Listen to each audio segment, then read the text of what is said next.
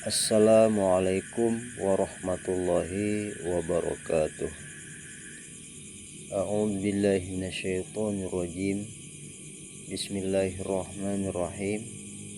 Alhamdulillahirabbil alamin. Assalatu wassalamu ala asyrafil anbiya'i wal mursalin. Sayyidina wa maulana Muhammadin wa ala alihi wa sahbihi ajma'in. Rabbi syrah li sadri wa yassir li amri wahlul 'uqdatam min lisani yafqahu qawli. Amma ba'd. Bapak Ibu saudara-saudariku dimanapun saja berada, kembali saya hadir di channel Arif Billah channel di YouTube pencerahan tentang kajian hakikat dan ma'rifat. Setelah sekian lama saya tidak hadir, tidak muncul di video di Arif Billah channel di YouTube, berhubung dengan sesuatu hal, berbagai macam urusan. Ya maklum, namanya kita hidup di dunia ini tentu ada urusan-urusan, hal-hal yang kita harus jalani dalam kehidupan di dunia ini. Di sini saya akan memberi pencerahan lagi tentang kajian hakikat dan ma'rifat.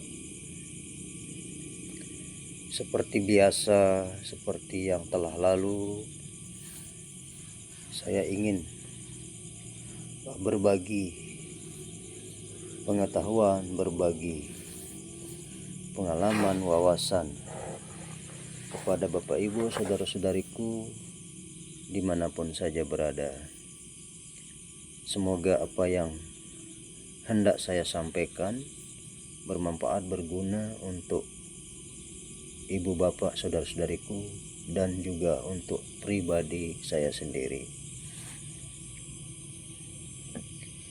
Sebagaimana biasanya saya menyampaikan kajian hakikat dan ma'rifat, di sini saya akan menyampaikan tentang makna hakikat dan ma'rifatnya Isra wal Mi'raj Kanjeng Nabi besar Muhammad sallallahu alaihi wasallam. Isra dan Mi'raj adalah suatu perjalanan jasmani dan perjalanan ruhani.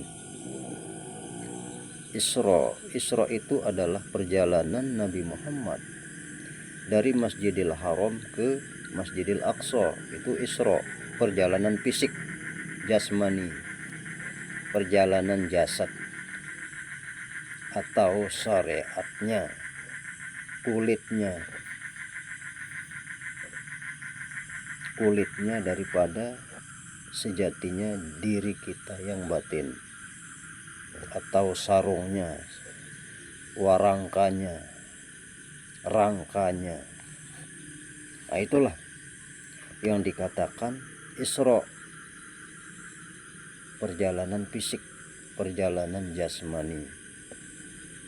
Itulah Isra. Sementara Mi'raj adalah perjalanan ruhani. Karena setiap manusia hidup itu punya ruhani, punya ruh atau nyawa. Nah, ruh dan nyawa inilah yang berjalan menuju kehadirat Allah Subhanahu wa ta'ala, menembus lapisan-lapisan, menembus 7 lapisan langit. Dan hakikat langit, 7 lapis langit itu adalah hakikatnya dalam diri kita adalah latifatul qalbi, ada latifatul ruh, ada latifatul sir, ada latifatul khafi, ada latifatul akhfa, ada latifatul nafas, dan ada latifatul sir al-qalib namanya. latifatus sir, asir al-qalib, rahasia di dalam rahasia. Nah, itulah hakikat daripada 7 lapisan langit yang ditembus oleh Kanjeng Nabi besar Muhammad Sallallahu Alaihi Wasallam.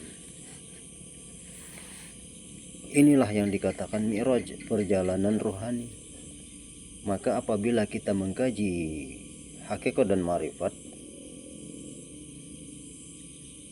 maka seharusnya lah kita belajar dulu daripada tarekat.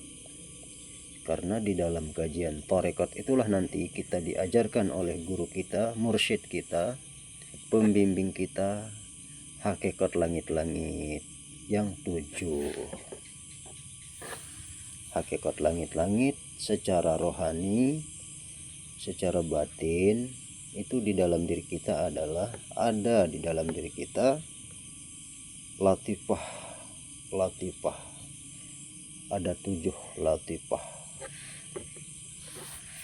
atau ruh nyawa kita yang halus, yang hanya diri kita lah yang bisa merasakan. Kalau kita mengkaji tentang tarekat, pasti kita akan diajarkan oleh guru-guru kita, mursyid kita. Maka perlu sekali sebelum kita mengkaji hakikat dan marifat, sebelum kita mengkaji hakikat diri, mengenal Tuhan, maka kita harus ikut prosedurnya, metodenya. Mulai dari syariat secara umum. Syariat itu semua orang bersyariat, karena syariat itu erat kaitannya dengan jasad, dengan jasmani, dengan fisik. Tapi kalau kita hanya beramal, beribadah sebatas fisik, jasmani, maka itulah yang dikatakan oleh hadis, asy-syari'atu bila haqiqatin atilatun. Bermula syariat yang tidak disertai dengan hakikat, maka itu adalah sia-sia. Ibarat bahasanya, ibarat katanya, jasad tanpa ruh, maka tidak ada gunanya jasad. Berarti kita ini adalah patung, semata-mata patung. Tidak ada nyawanya, tidak ada ruhnya, maka tidak akan bisa berfungsi jasad kita kalau kita tidak mempunyai ruh. Begitulah ibaratnya amal ibadah jasmani yang tidak mempunyai ruhani. Jasmani beribadah tetapi tidak disertai dengan ruhani. Padahal kalau tidak ada ruhani, jasmani tidak akan bisa beribadah, beramal. Jadi antara jasmani dengan rohani itu harus klop, harus sepadan, harus sebanding, harus dipadukan antara jasmani dengan rohani. Maka perlu kita mengkaji rohani. Rohani itulah yang dikatakan tarekat. Syariat itu jasmani, tarekat itu adalah batin atau hati kita. Nah itu makanya kita perlu mengkaji, mempelajari tarekat. Karena tarekat itulah awal mula daripada menanjak menuju kepada hakikat. Maka urutannya adalah jasmani itu syariat, batin atau hati itu adalah tarekat, ruh atau nyawa itu adalah hakikat, dan apalagi Rahasia itulah ma'rifat. Jadi saya rahasiakan dulu di sini ya. Karena kalau saya buka nanti payah memahaminya. Karena pelajaran ini tidak bisa kita buka habis-habisan di dalam suatu kajian di YouTube atau di video, karena ditonton oleh sekian juta manusia, sekian juta orang. Jadi belum tentu semua orang itu memahami, belum tentu semua orang itu menerima kajian ini, karena kajian ini sangat langka. Kajian ini tidak semua orang percaya. Jangankan non muslim, jangankan orang bukan Islam, yang orang Islam aja masih tidak percaya dengan ilmu ini, ajaran ini, padahal ini adalah ajaran Kanjeng Nabi besar Muhammad Shallallahu Alaihi Wasallam yang pertama beliau ajarkan di Mekkah Al-Mukarramah, sewaktu beliau pertama kali diangkat menjadi nabi dan rasul. Setelah beliau mengajarkan tentang ketuhanan ini selama 13 tahun di Mekah, selama 13 tahun, kemudian beliau hijrah ke Madinah, pindah, lalu mengajarkan tentang syariat, tentang fikih, mengajarkan tentang ilmu syariat, ilmu fikih atau ilmu luaran, ilmu tentang hukum-hukum jasmani. Bagaimana kita wudhu, bagaimana kita sembahyang, nah itu kan jasmani. Bagaimana kita puasa, berzakat, dan berhaji. Baiklah Bapak Ibu saudara-saudariku yang saya kasihi dimanapun saja berada, tentang Mi'raj itu adalah perjalanan jasmani. Itu tentang Isra. Isra itu adalah perjalanan jasmani, Isra. Kemudian Mi'raj adalah perjalanan rohani. Maka apabila kita sudah masuk ke ranah rohani, maka itu kita sudah mulai bertarekot. Setelah kita paham dalam tarekot, maka kita akan naik ke hakikat. Nah, setelah kita mengetahui hakikat, maka kita akan naik lagi ke ma'rifat. Lalu yang puncak terakhirnya adalah ihsan.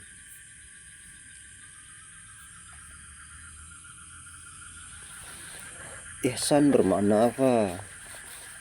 Jadi ihsan itu maknanya adalah yang dikenal dan yang mengenal itu sudah esa, sudah. Jadi tidak ada yang mengenal, tidak ada yang dikenal pada hakikatnya. Kalau secara hakikat, secara ma'rifat. Jadi syariat, tarekot, hakikat, dan ma'rifat dan ihsan ada 5 perkara. Jadi di dalam agama Islam ini kita perlu mengkaji 5 perkara tadi. Syariat ya adalah jasmani kita, tarekot adalah hati kita, hakikat adalah nyawa kita, ma'rifat adalah ruh kita. Kemudian ihsan itu adalah penggabungan, kemanunggalan. Ihsan itu adalah sudah manunggal, sudah ahad, sudah esa. Jadi disitulah ahad atau esa atau manunggal. Jadi itulah yang dikatakan qul huwallahu ahad Allahus samad lam yalid wa lam yulad wa lam yakul lahu kufuwan ahad. Jadi awal ayat qul huwallahu ahad, akhir dari ayat Al-Ikhlas tadi juga ahad. awal ayat ahad, qul huwallahu ahad, akhir daripada ayatnya adalah lam yalid wa lam yulad wa lam yakul lahu kufuwan ahad lagi yang muncul. Jadi dari ahad kembali ke ahad, itulah hakikat dari surat Al-Ikhlas, maka kita akan ikhlas. Itulah hakikat daripada surat Al-Ikhlas, makanya dikatakan surat Al-Ikhlas. Jadi kalau kita belum memahami hakikat surat Al-Ikhlas ini, maka orang itu tidak akan bisa ikhlas. Ya Bapak Ibu saudara-saudariku dimanapun saja berada, maka perlu kita kaji makna per ayat Al-Quran itu. Jangan cuma sekedar dibaca, dilagukan, tetapi tidak memahami apa yang kita baca, apa yang kita kumandangkan. Jadi perlu kita mengkaji tentang isi kedalamannya agar kita beramal lebih sempurna, lebih berbobot. Jadi kalau kita sudah paham luar dalamnya, maka disitulah kita akan merasakan amal yang khusyuk, yang tawadhu, yang nikmat.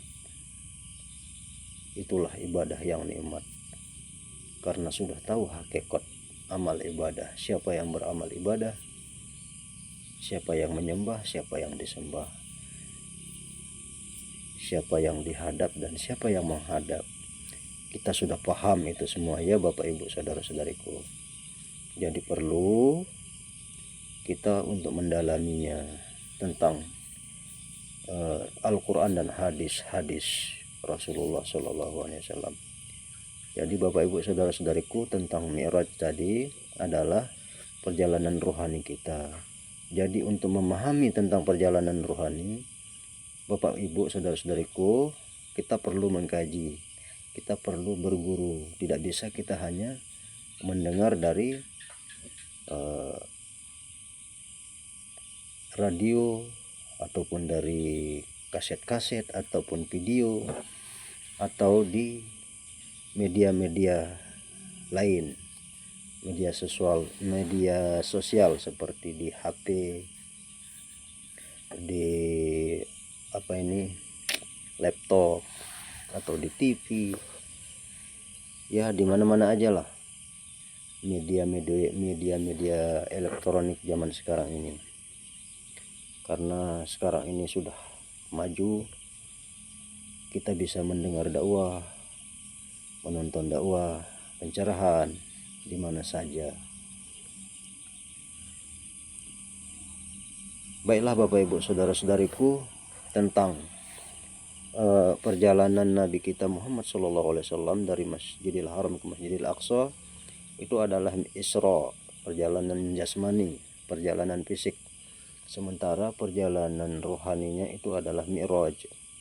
Jadi untuk mendapatkan perjalanan rohani itu, kita harus melalui guru, harus melalui pembimbing. Jadi tidak bisa Bapak Ibu ya, walaupun bagaimanapun taatnya kita sebagai orang Islam, apapun aliran kita, golongan kita, organisasi kita di dalam agama Islam ini, entah NU kah, Muhammadiyah kah, FPI kah, Salafi kah, Wahabi kah, apapun namanya itu, aliran-aliran keislaman kita, selagi kita masih berpegang kepada amalan jasmani, tidak segera beranjak dari amalan jasmani ke amalan rohani, yaitu tarekat. Dan kemudian tarekat itu kita ambil dari tarekat yang punya sanad keilmuan yang terhubung sampai ke Rasulullah SAW. Di antara tarekat yang masyhur di zaman kita sekarang ini adalah tarekat Qadiriyah wan Naqsabandiyah, ada tarekat Saziliyah, ada tarekat Samaniyah, ada tarekat Sayyidina Ali, ada juga banyak sekali tarekat itu, tapi yang masyhur di Indonesia ini adalah Qadiriyah wa Naqsabandiyah, kemudian tarekat Saziliyah dan Samaniyah. Apapun namanya itu, yang penting udah terbukti punya pengikut yang banyak. Jadi Bapak Ibu saudara-saudariku, saya sarankan supaya mengambil sanad tarekat ya kepada seorang mursyid terdekat. Di Jawa banyak mursyidnya, di mana-mana sekarang banyak kok mursyid. Yang penting kita tanya dulu kepada orang, siapa tahu orang itu bisa membantu kita, menunjukkan kita di mana mursyid yang sudah terbukti kearifannya dan terbukti sanadnya terhubung kepada Nabi kita Muhammad Shallallahu Alaihi Wasallam. Itulah cara kita untuk bisa sampai kepada Allah Subhanahu Wa Taala melalui mengkaji tarekat, mengijazahkan tarekat kepada mursyid, agar supaya kita bisa naik lagi nanti ke hakikat, kemudian ke marifat dan ihsan. Kalau sudah ihsan itu sudah tidak ada pencarian lagi, tidak ada perjalanan lagi sudah, kalau kita sudah ke ihsan.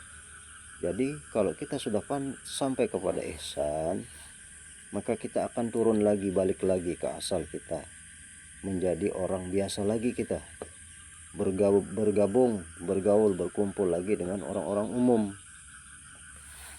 Jadi kita tidak mengandalkan